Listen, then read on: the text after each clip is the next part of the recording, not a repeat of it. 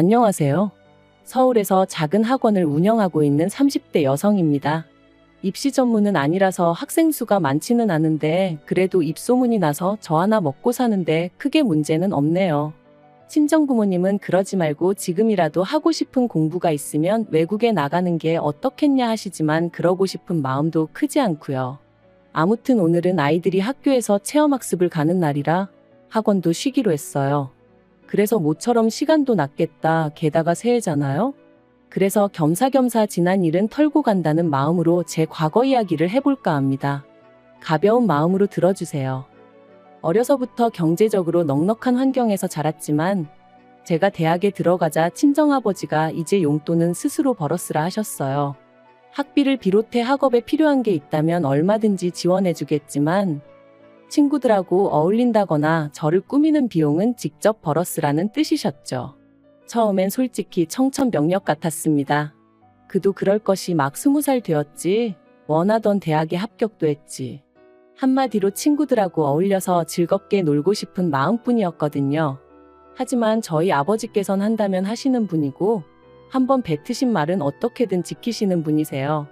그래서 어쩔 수 없이 바로 아르바이트를 시작했습니다. 다행히 친구의 소개로 바로 과외를 할 수 있었죠. 그런데 그렇게 과외를 해보니까 가르치는 일이 제 적성에 맞더라고요. 그래서 아예 그 길로 진로를 잡고 대학교 2학년 때부터는 학원에서 일을 시작했습니다. 참고로 주변에서는 그럴 것 같으면 차라리 임용고시를 보는 게 어떻냐 하기도 했지만 저는 언젠가 제가 하는 일을 사업화시키고 싶은 욕심도 있었기에 학원으로 노선을 잡았던 거예요. 그런데 어느덧 세월이 흘러 제 나이 33이 되었을 때 소위 사람들이 말하는 현타가 왔습니다. 주변을 둘러보니 어느새들 그렇게 결혼하고 애 낳고 참고로 시집 안 간 친구들도 많았지만 저는 비혼은 생각해 본 적이 없었기 때문에 그런 친구들은 별로 눈에 들어오지 않았네요.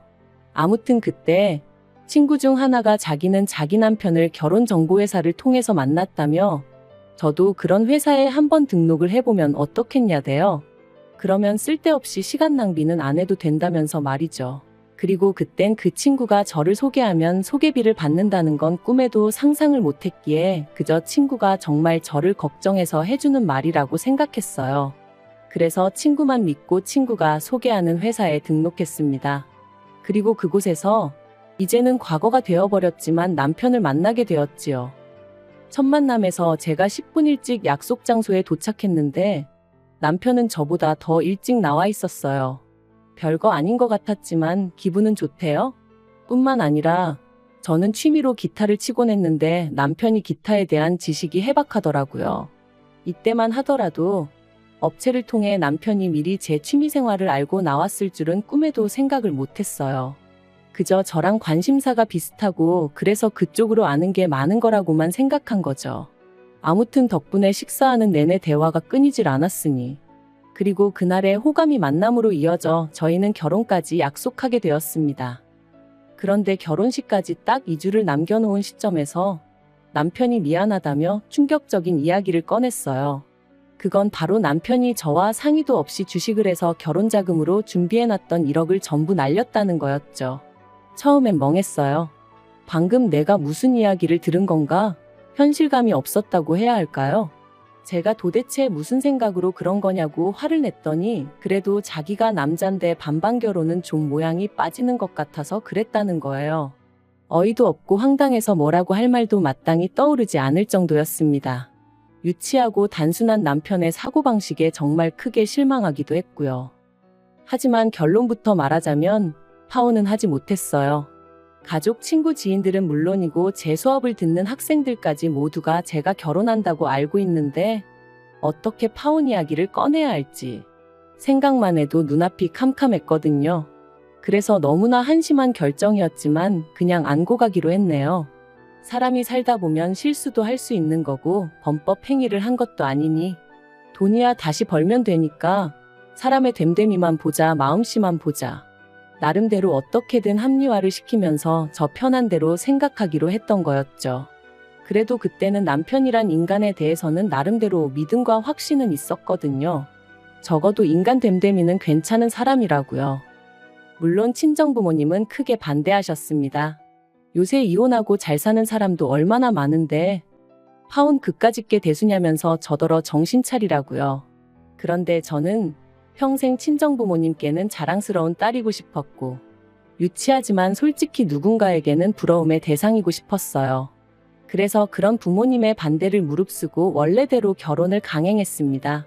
하지만 능력이 없어서 신혼집도 결국엔 친정부모님이 마련해 주셨죠. 돌이켜 생각할 때마다 자랑스러운 딸은커녕 참으로 못난 딸이었네요. 그리고 이후로 한동안은 그래도 나쁘지 않은 결혼 생활이었습니다. 종종 생각지도 못한 남편의 모습에 놀라는 일도 있었고 연애 때와는 달리 부딪히는 일도 종종 있었지만 이 모든 게 서로에게 맞춰가는 과정이라 여겼죠. 하지만 결혼한 지 2년째 되던 해 친정아버지께서 쓰러지시면서 제 일상도 제 믿음도 전부 다 순식간에 무너지기 시작했네요. 사장실에 쓰러져 있던 친정아버지를 직원이 발견해 병원으로 옮겼고 여러 가지 검사가 이루어졌습니다. 그리고 그 검사 과정에서 쓰러지신 이유는 단순히 과로 때문으로 밝혀졌지만 진짜 문제는 친정아버지가 위암이셨다는 거였죠. 거기다 암의 위치와 상태가 안 좋아서 다른 장기로 전이 가능성이 높으셨기에 흔히들 생각하는 복강경 수술이 아니라 개복수술로 위절제까지 하셔야 됐고요. 그런데 이런 상황에서 남편이 보여준 반응은 황당하기 짝이 없었어요. 기껏 한다는 소리가 오해하지 말라면서 그럼 자기 부모님이 투자하신 5천만 원은 어떻게 되는 거냐고 물었으니까요. 남편과 결혼할 때부터 시부모님께서 저희 친정부모님이 하시는 사업에 투자를 하고 싶다며 큰 관심을 보이셨습니다. 하지만 아무래도 사업이라는 게 돈이 오가는 일이다 보니 친정부모님은 그럴 생각이 전혀 없으신 눈치셨어요. 그랬더니 저희가 결혼한 지 1년쯤 돼가던 무렵부터 시부모님이 서운하네 어쩌네 하시며 또다시 투자 이야기를 꺼내시는 거예요. 그 무렵 친정아버지 사업이 잘 풀려서 큰 집으로 이사도 하시고 차도 바꾸시고 그러셨는데 아마 남편을 통해서 시부모님 귀에도 이 이야기가 들어간 모양이었죠. 하지만 친정부모님이 하시는 사업은 어디까지나 친정부모님의 소관이셨기에 시부모님이 뭐라고 말씀을 하시건 제가 할 말은 없었습니다. 그러자 급기야는 남편이 저희 친정부모님께 직접 말씀을 드렸던 모양이에요. 그래서 결국 굳이 필요한 돈도 아니었는데 투자라는 이름으로 시부모님으로부터 5천만 원을 받으셨습니다.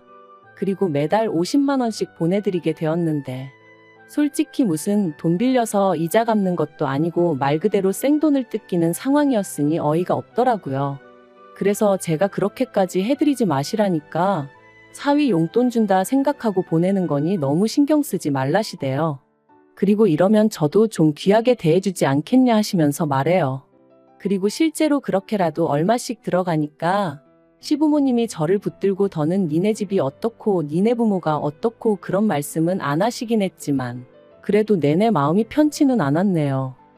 그런데 친정아버지가 위암 판정을 받고 나니 남편이란 작자가 대뜸 그럼 자기 부모님이 투자하신 5천만 원은 어떻게 되는 거냐며 사람을 들들 볶기 시작했습니다. 제가 친정아버지한테 말씀드려서 돌려준다니까 누가 돌려받자는 거냐면서 그래도 50만 원씩 들어오다 안 들어오면 시부모님이 당황해 하실 것 같다. 그래놓고 또 다음 날은 그래도 불안하니 돌려달라. 하루에도 몇 번씩 변덕이 죽을 듯 하면서 사람 성질을 건드는데 정말 죽겠더라고요. 하지만 더 열받았던 건 그런 와중에 또 기어이 지난번과 마찬가지로 저 몰래 친정부모님을 찾아가 저한테 했던 것처럼 돈 타령을 했던 모양이에요. 황당한 건 친정아버지가 편찮으시게 되셔서 투자가 진행되지 못하는 거니까 1년치 이윤을 미리 더해달라며 총 5,500만 원으로 돌려달라고 했다나요? 남편과 시부모님의 경우 없고 되먹지 못한 셈법에 친정아버지가 정말 이골이 나더라며 그날 오후에 바로 계좌로 5천만 원만 보내주셨다 들었습니다. 그리고는 두 번 다시 투자니 뭐니 말도 꺼내지 말라 하셨다는 거예요. 한편 친정아버지의 병세는 눈에 띄게 호전되고 있었지만 아버지는 느끼신 바가 많으신 듯 했어요. 친정어머니가 하루아침에 혼자 될 수도 있다는 그런 걱정도 하게 되신 듯 했고요. 그러더니 하루는 저를 불러 하시는 말씀이 사업을 정리하고 싶으시다대요. 사실 마음 같아선 저에게 물려주고 싶지만 저는 아버지 사업에는 영 흥미가 없고 제가 하고 있던 일을 워낙 좋아하는 게 눈에 보이니 어쩌겠냐 하시면서요. 그리고는 앞으로는 어머니랑 전국 방방곡곡 산 좋고 물 좋다는 데 여행 다니며 좋은 거 먹고 재밌게 살고 싶으시다는데 그걸 어느 자식이 반대하겠어요? 제가 정말 잘 생각하셨다고 그렇게 하시라고 했습니다. 그랬더니 친정아버지께서 그렇게 되면 너한테 재산 많이 못 물려줄지도 모르는데 괜찮냐 물으시는 거예요. 깜짝 놀란 제가 한 푼도 안 물려주셔도 된다고, 이만큼 키워주시고 뒷바라지 해주신 것만으로도 너무 감사하니까 그런 말씀 마시라 했습니다. 그런데 이 사실을 알게 된 남편이 저더러 사업장을 물려달라고 하라는 겁니다. 제가 싫으면 자기가 이어받겠다고, 그리고 저희 친정부모님 돌아가실 때까지 자기가 극진히 부양하겠다면서 말이죠. 솔직히 그런 남편의 말에 100% 신뢰가 갔던 것은 아니에요. 연애 때만 하더라도 성실한 사람인 줄 알았는데 막상 결혼하고 옆에서 지켜보니 이리 뺀질 저리 뺀질, 눈에 보이는 수를 쓰는 게 하루 이틀이 아니었고 집에서 새는 바가지가 바뀌라고 괜찮을 리 없었죠. 그래서 전 처음에 남편의 그런 제안을 거절했어요. 그런데 남편이 사업이 제 거냐 어쩌냐 하더니 기어이 또 자기 발로 제 친정 부모님을 찾아가서는 자기를 믿고 사업을 물려달라 뭐 그런 소리를 했던 모양이 돼요. 그리고 사업 접기를 영 아까워하시던 친정아버지께선 애걸복걸하는 남편이 나름대로 어떤 대안책처럼 느껴지셨던 건지 친정아버지께서 남편에게 다니던 회사 2주 안에 정리하고 출근하라 하셨다는 이야기를 들었을 땐 정말 뒷목 잡고 쓰러진다는 게 이런 기분인가 싶더라고요. 그런데 더 황당한 건 그렇게 남편이 제 친정아버지 회사에 출근을 시작하고 나서 어머님이 하신 말씀이었습니다. 다 키워놓은 아들을 저희 집에서 가로채 갔다며 속상하네 억울하네. 게다가 주변 친척분들에게는 저희 친정아버지 사업을 남편이 물려받기로 다 얘기가 되었다며 아들 없는 저희 집에서 횡재했다 그런 식으로 말씀을 하고 다니셨더라고요. 그런데 솔직히 남편이 일이나 잘했으면 모르지만 그것도 아닌 듯 했습니다. 친정아버지께서 저더러 너는 네 남편이랑 얘기하다 보면 속 안 터지냐 하시는데 그 한 문장에서 정말 많은 게 느껴졌을 정도니까요. 그래서 제가 왜 그러시냐, 무슨 일이라도 있었냐니까. 일을 시키면 배워서 할 생각은 안 하고 어떻게든 요령 피울 궁리만 한답니다. 그래서 누가 뭐라고 좀 하면 남자가 돼가지고는 텃세를 부리네 어쩌네 하면서 꽁에 있고 직원들이 사장사위가 벼슬이냐 그 비위도 맞춰야 하냐며 원성이 자자하다대요. 그리고 그날 밤 퇴근한 남편을 붙들고 회사 생활은 어떠냐 했습니다. 그러니까 기다렸다는 듯이 뭐 자기가 이렇게 지켜보니까 회사 돌아가는 방식의 문제가 한두 가지가 아니라는 거예요.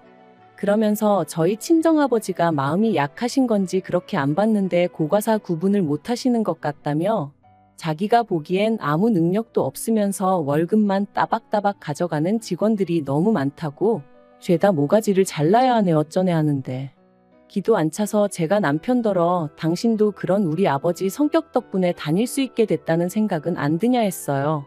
그랬더니 저더러 뭘 모르면 가만히 있으라나요? 하지만 남편의 막말은 거기서 끝이 아니었습니다. 시간이 흐를수록 고양이에게 생선가게를 맡긴 게 아닐까 하는 걱정이 들었지만 동시에 남편 또한 저희 친정아버지에게 살뜰히 잘하는 모습을 보였기에 긴가민가 하던 때였는데 하루는 제가 몸이 안 좋아 좀 일찍 들어오게 되었어요. 그리고는 씻고 어쩌고 하는 것도 귀찮아 바로 침대로 직행해 그냥 기절하듯 잠이 들었죠. 그런데 얼마나 시간이 흘렀는지 현관 도어락 열리는 소리와 함께 남편의 말소리가 들려왔습니다.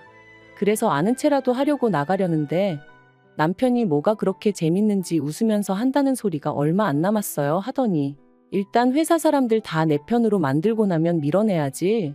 죽을 때까지 어떻게 기다려요? 그러대요.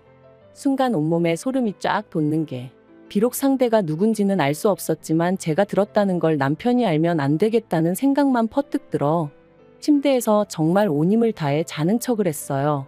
그리고 계속해서 두런두런 말소리가 이어지다 전화가 끊어지더니 이내 안방문이 열렸고 거의 동시에 남편이 아씨 하면서 저를 발견한 듯 했습니다. 저는 그제서야 자다 깬 것처럼 남편을 향해 이제 왔냐 했고요. 티를 안 낸다고 안 내긴 했지만 정말 심장은 터질 것 같았어요.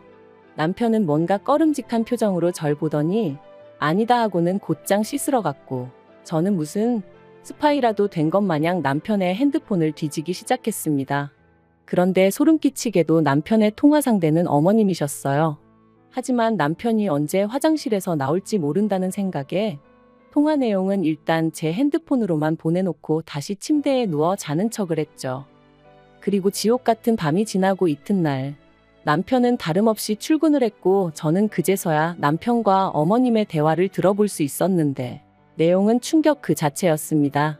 어머님은 남편에게 저희 집에서 아주 당신 아들을 머슴 부리듯 한다며 재수없어 죽겠다 난리셨고, 그런 어머님께 남편이 한다는 말은 적당히 저희 친정아버지 비위 맞춰드려 환심을 사고 이후로 아버지를 몰아내서 회사를 차지하겠다. 그러면 그때부턴 어머님한테 한 달에 100만 원이 뭐냐 200, 300도 드릴 수 있다. 어머님이 저는 어쩔 거냐 물으시니 사람들 보는 눈이 있으니 사업 뺏고 몇 년 살다가 성격 차이 뭐 그런 이유로 이혼하자 하면 지가 별 수 있겠냐고 그러는데 정말 당장이라도 심장이 터질 것 같았고 어째서인지 눈에선 눈물이 주룩주룩 흐르더라고요. 그리고 무려 이틀 동안 저는 남편의 가증스러운 면상을 보면서 이 일을 어찌할지 고민을 거듭했습니다. 경찰에 신고를 해야 하나, 그냥 내가 먼저 이혼하자고 해야 하나. 하지만 결국 저는 제 나름대로 눈에는 눈 이에는 일을 시전하기로 했어요. 그래서 남편에게 적당한 핑계를 둘러대며 양가 부모님을 모시고 식사 자리를 마련했죠. 어머님은 벌써부터 당신 아들이 사장이나 된 줄 아셨는지 있는 대로 콧대가 높아져 계셨는데 아마 모르는 사람이 봤으면 어머님 아들이 저희 가족 먹여 살리는 줄 알겠더라니까요. 한편 어느덧 분위기가 무르익어 갈 때쯤 제가 사실 양가 부모님을 모신 데는 다 이유가 있다 하고는 남편 앞에 서류 봉투를 내밀었습니다. 남편은 영문을 모르겠다는 표정으로 저를 잠시 보더니 무슨 김칫국을 처마셨는지 이거 뭐 계약서 같은 거냐며 싱글벙글 봉투를 열어보더라고요. 하지만 그 서류 봉투 안에는 제가 먼저 작성한 이혼 신고서가 들어있었어요. 당연히 남편 얼굴은 이미 잿빛이 되어서는 이게 지금 뭐 하자는 거냐대요. 어른들까지 다 모셔놓고 이게 무슨 짓이냐며 말이죠. 그래서 제가 제 핸드폰에 있던 어머님과 남편의 통화를 틀었습니다. 아니나 다를까 이내 어머님과 남편은 저더러 끄라며 난리가 났고 아버님과 저희 친정부모님 표정은 있는 대로 심각해졌지요. 제가 남편더러 내가 이 내용을 듣고 얼마나 소름이 끼쳤는지 아냐고, 그런데 내가 너랑 살고 싶겠냐 했습니다. 친정아버지께서도 머리 검은 짐승은 거두는 게 아니라더니 당신이 아주 헛짓거리를 했다며 크게 노하셨고요. 그리고 당연한 결과로 친정아버지가 남편을 해고하셨어요.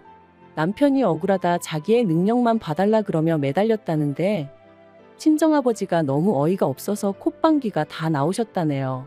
그런데 문제는 친정아버지 회사에서 잘리고 나니 남편도 눈에 뵈는 게 없었는지 더더욱 이혼은 못 해주겠다고 나오더라고요. 그래서 결국 소송했고 1년 만에 이혼했네요. 다만 법이라는 게 남편이 어머님하고 그런 통화를 했을 뿐이지 그렇다고 직접적으로 저희 친정아버지한테 어떤 위해를 가한 것은 아니라 그에 대한 책임을 물기는 어렵다는 거예요.